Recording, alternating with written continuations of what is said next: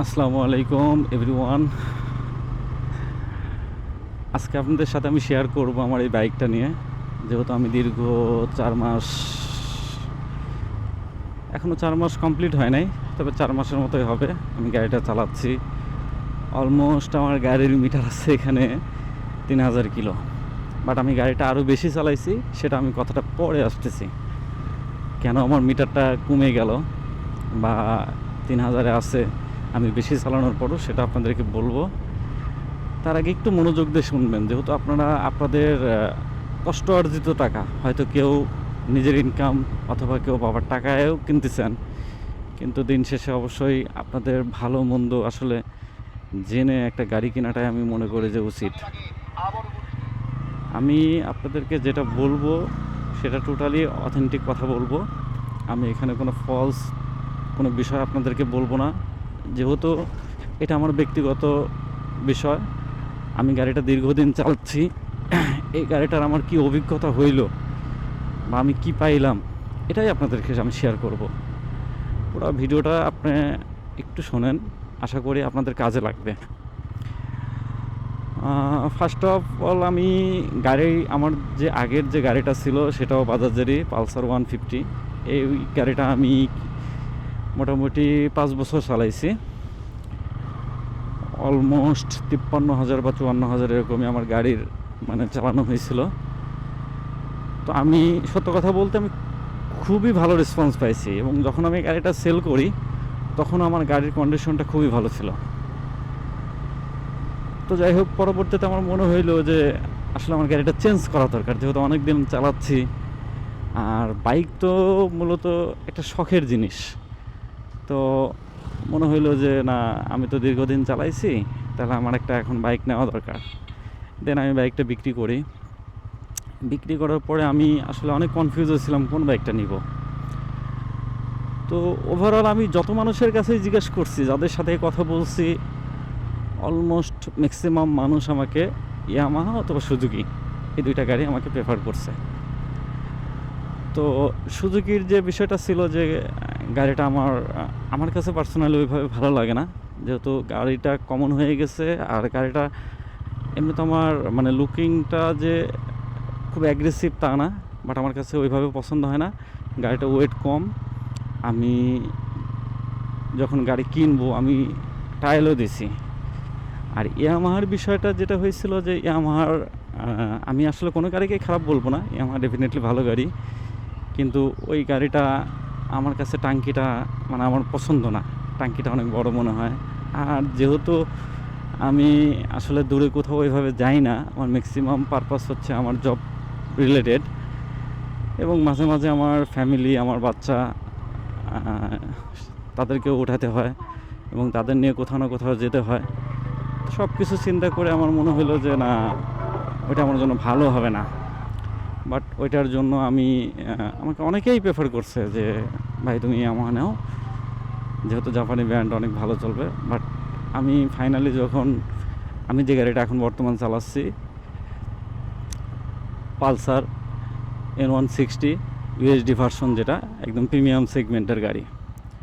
তো এই গাড়িটা এক কথায় বললে যে বর্তমান যে বাজেট অনুযায়ী গাড়ির যে মূল্যটা ধরা হয়েছে, সর্বোচ্চ ফিউচার প্রোভাইড করছে, সর্বোচ্চ। এইটা আমার কাছে প্রথম ভালো লাগে। দ্বিতীয়ত কথা হচ্ছে যে আমি যতগুলো রিভিউ দেখছিলাম এর আগে, এই গাড়িটার একটা বড় ভালো জিনিস সেটা হচ্ছে যে গাড়ির মাইলেজ। কিন্তু এই গাড়িটার একটা নেগেটিভ বিষয় ছিল যে গাড়িটার ওয়েট, অনেকেই মানে বলতেছিল যে এই গাড়িটার ওয়েট ডিস্ট্রিবিউশন ভালো না, অনেক বেশি। তো হ্যাঁ, এটা আমি কিছুটা একমত, আবার কিছুটা একমত না।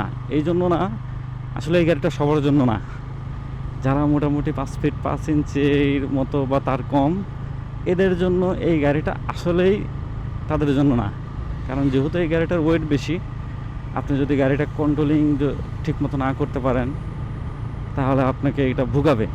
সো আমি মনে করি যে যাদের হাইট এরকম, তারা এই গাড়িটা অ্যাভয়েড করে চলবেন। বাট আমি মনে করি যে যাদের হাইটটা ভালো আছে, তাদের জন্য এই গাড়িটা আমার মোস্ট ভালো। কী জন্য ভালো?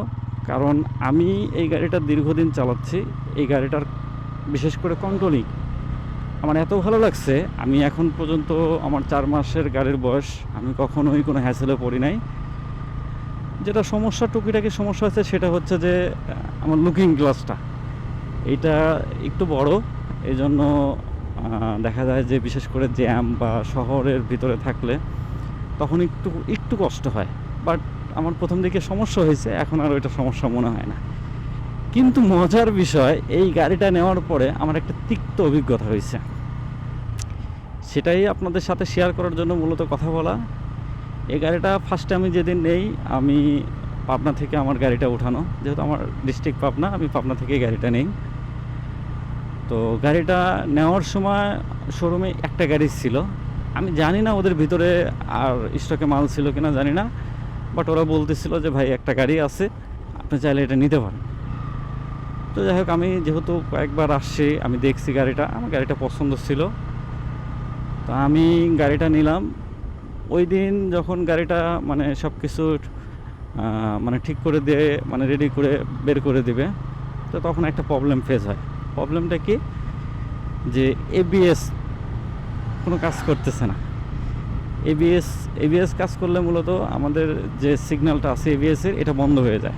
বন্ধ হয়ে যাওয়া মানে এবিএস ঠিক আছে, এবিএস যখন আপনার গাড়িটা রানিং হয় তখন কিন্তু ওভারঅল ওই এবিএসটা বন্ধ হয়ে যায়, মানে দেখা যায় যে লাইটটা বন্ধ হয়ে গেছে, মানে এবিএসটা ওয়ার্কিং করতেছে। তো এটা বন্ধ হচ্ছিল না। তো ওরা আমাকে লাস্ট পর্যন্ত বলে যে ভাই গাড়ির একটা সমস্যা হচ্ছে, এই সমস্যা, তো আপনি একটু অপেক্ষা করেন, আমরা আপনার গাড়িটা দেখি, আমাদের সিনিয়র সার্ভিসিং ম্যান আছে আমাদের পাবনাতেই, ওনাকে আমরা ডাকতেছি, উনি এসে এটা ঠিক করে দিবে। পরে উনি এসেও ওনার মতো করে সর্বোচ্চ চেষ্টা করে, বাট আনফর্চুনেটলি এটা ঠিক হয় না, এবং অলরেডি আমি তখন পেমেন্টও করে দিয়েছি, যেহেতু আমার গাড়ি রেডি, আমি গাড়ি নিচ্ছি, তো আমার তো পেমেন্ট করতে সমস্যা নাই। তো পরে ফাইনালি আমাকে বলা যে ভাই গাড়িটা এই সমস্যা, তো আমাদেরকে আপনি এইভাবে চালান, সমস্যা নাই, আমরা 7 দিন পরে আপনাকে ঠিক করে দিব।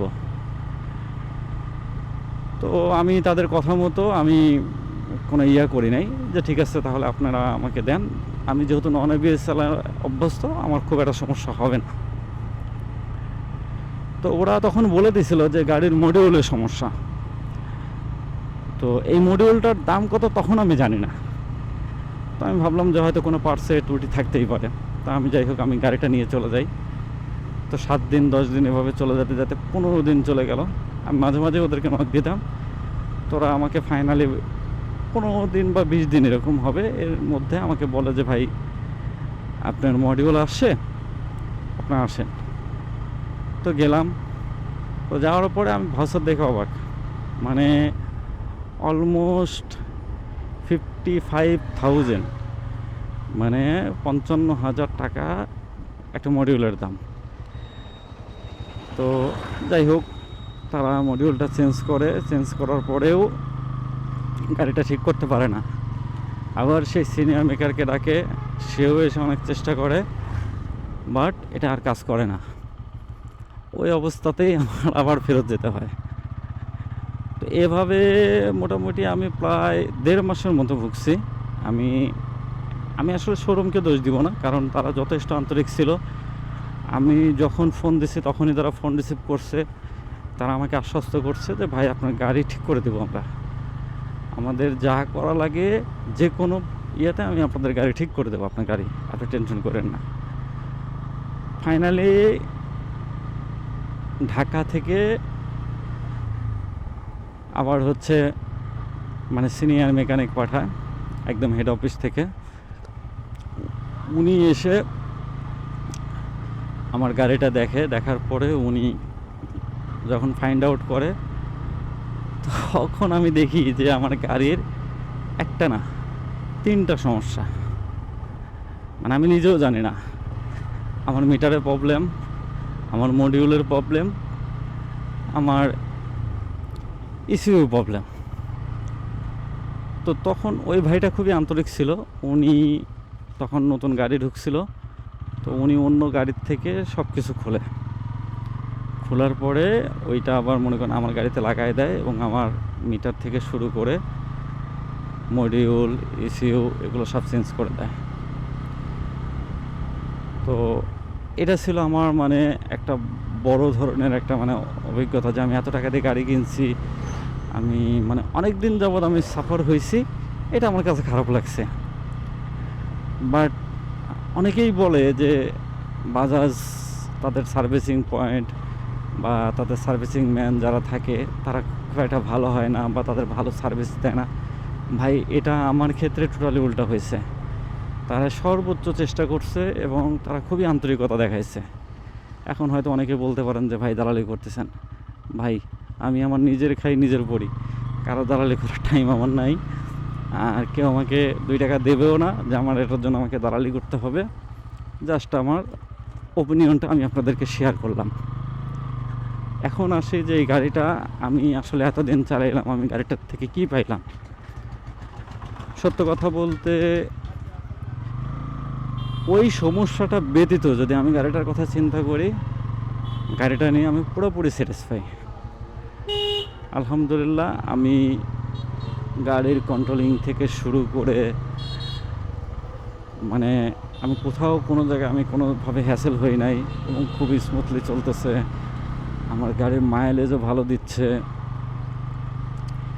তবে একটা জিনিস প্রবলেম হয়, যেটা আমি ফিল করি, এটা জানি না কার কী হয়, সেটা হচ্ছে যে এর সিটটা অনেক হার্ড। দেখা যায় যে লং টাইম চালাইলে তখন একটু ব্যথা অনুভব হয়, মানে আমি এটা ফিল করি।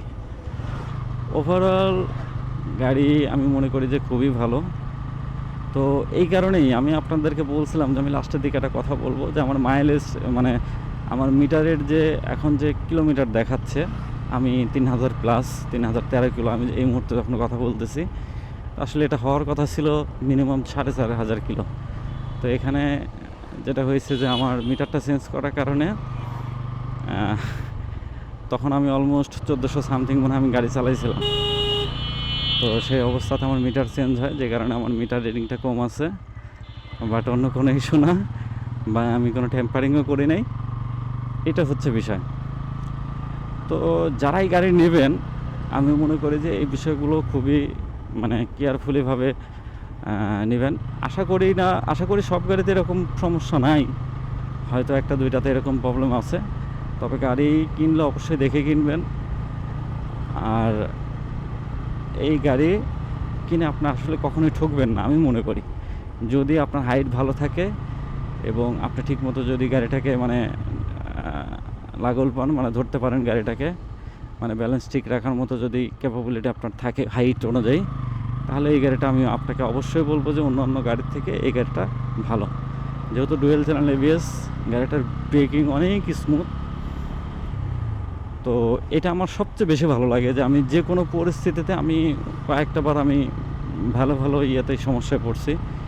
যদি হয়তো আমার এই গাড়ি না থেকে যদি আমার আগের গাড়িটা থাকতো, তাহলে হয়তো ছোটোখাটো দুর্ঘটনা ঘটলেও ঘটতো। আলহামদুলিল্লাহ আমি ব্রেকিং ব্যাপারে শতভাগ মানে আমি স্যাটিসফাই। তো এই ছিল মোটামুটি আপনাদের সাথে আমার শেয়ার করা।